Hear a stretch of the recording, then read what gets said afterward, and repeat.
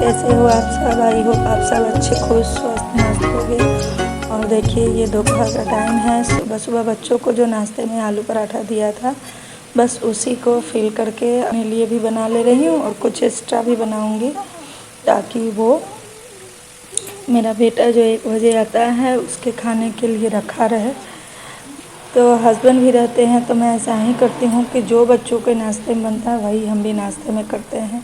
तो अभी समय बज रहा है 11 और अभी मैं फटाफट से पहले नाश्ता कर लेती हूँ। और हाँ दोस्तों, ये वैसा पराठा है, आलू का पराठा तो है ही, मगर वैसा है कि इसको हम बिना बेले भी बना सकते हैं।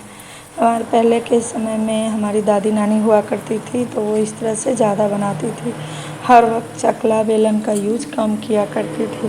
तो आज मैंने भी सोचा कि बिल्कुल उसी तरह से मैं भी बनाती हूँ। तो देखिए इस तरह से यहाँ पहले सारे भर के उसके बाद हाथ पे इस तरह से गोल गोल राउंड में घुमा कर आते, बिल्कुल बहुत ही अच्छा बन जाता है दोस्तों। देखिए इस तरह से बिल्कुल नहीं लगता कि ये पराठा बना नहीं है। पहले हाथ से इसको राउंड राउंड करके फैला लेंगे और उसके बाद दबा के हाथों से प्रेस करके, देखिए कितना बड़ा एक छोटा बना के दिखाया और एक ये बड़ा, बहुत ही अच्छा बन जाता है। कभी आप लोग भी ट्राई कीजिएगा। और इस तरह से हमारे यहाँ आलू पराठा को आलू की कचौड़ी कहा जाता है। तो मैंने सारा बना लिया और अपने अब नाश्ते के लिए लगा लेती हूँ। तो आ गई हमारी थाली और ये है मेरा पराठा और इसमें रखूँगी 1 टेबल स्पून के करीब दही, क्योंकि मुझे आलू पराठा दही में ही अच्छा लगता है, तो मैं वैसे ही खाती हूँ। तो बस दही और पराठा रख के, थोड़ा सा जो ज़्यादा डार्क हो गया है वो मैं, क्योंकि मेरा बेटा जो है ना उसे डार्क चीज़ें पसंद नहीं। तो ये है शाम का समय और शाम के समय में वो भुट्टा चुरा रही थी ताकि मैं उसका गुदला बना सकूँ। और बेटा लग गया है अपने काम में और मैं इधर किचन में लगी हूँ एक अलग सब्ज़ी की तैयारी में। दोस्तों ये जो सब्ज़ी है ना, बहुत दिनों के बाद बना रही हूँ। ये मेरी माँ बनाया करती थी, जो अभी इस दुनिया में नहीं है। तो कभी कभी जब उनकी ज़्यादा याद आती है, वैसा तो हमेशा याद आता है मगर कभी कभी कुछ ज़्यादा ही याद आता है, तो उनके हाथों से बने सब्ज़ी वगैरह खा लेती हूँ। वैसे तो वो जब गई दुनिया से तब हम लोग बहुत छोटे थे, सारे भाई बहन। मैं तो उस वक्त और 10 साल की थी, मगर उसी 10 साल में जो भी हमारे ज़िंदगी में उनकी बातें, जो भी उनके पापा के दोनों थे, जो भी मतलब जितना भी समय व्यतीत किया वो सब बातें अभी भी आती है। किसी को देखती हूँ, माँ बाप का प्यार बुढ़ापा तक मिलता है और सपोर्ट मिलता है, तो हमें बहुत अखरता है। क्योंकि एक लड़की के लिए शादी के बाद, शादी से पहले हर वक्त एक माँ की तो ज़रूरत खास कर रहती है।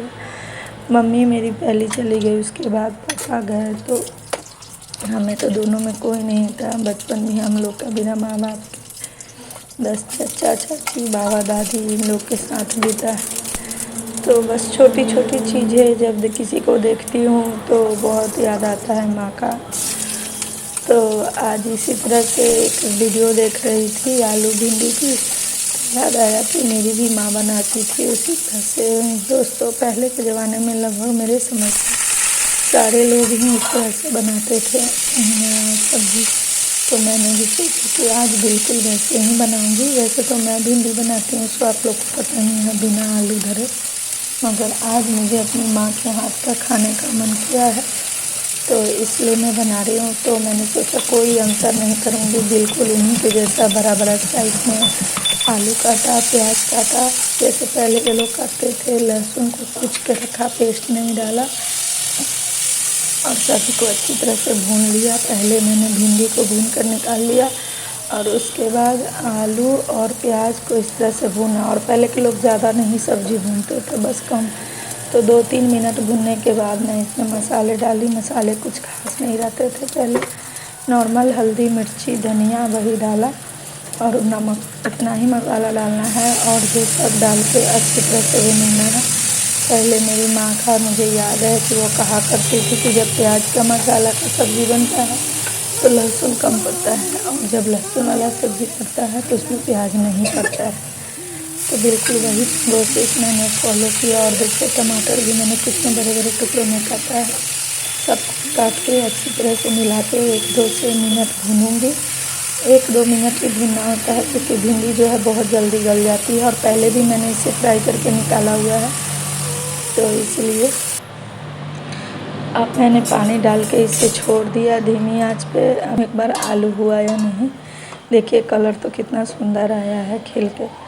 टेस्ट भी बिल्कुल वैसा ही था दोस्तों, मैं आपको क्या बतलाऊँ, बहुत बिल्कुल ऐसा था। मेरे बच्चे तो पहली बार खाए थे अपनी नानी के मतलब हाथों का स्वाद वाला खाना, मगर वो लोग को भी बहुत अच्छा लगा और वो बोले मम्मी जैसे आप बनाती हो वैसे मत बनाना, इसी तरह का बनाना, वो बहुत टेस्टी लग रहा है। तो कोशिश तो यही रहेगी कि हमेशा मैं इस तरह कभी कभी बना पाऊँ।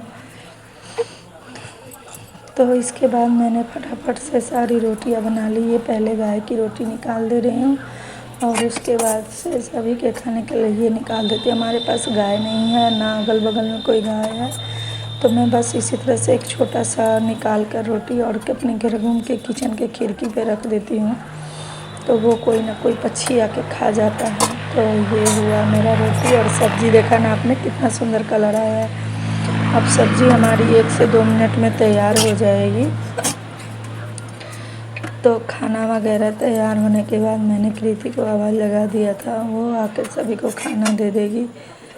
तो जब तक मैं खाना बनाती हूँ हमेशा यही होता है कि मेरी बेटी मेरी मदद करती है। कभी भी खाना बनाऊँ, जब वो स्कूल रहती है या कहीं मतलब कुछ तबीयत वगैरह नहीं ठीक रहता है, तभी मैं खाना परोसती हूँ। अब हुआ नानी के स्टाइल का सब्जी, तुम खा के बताओ तो।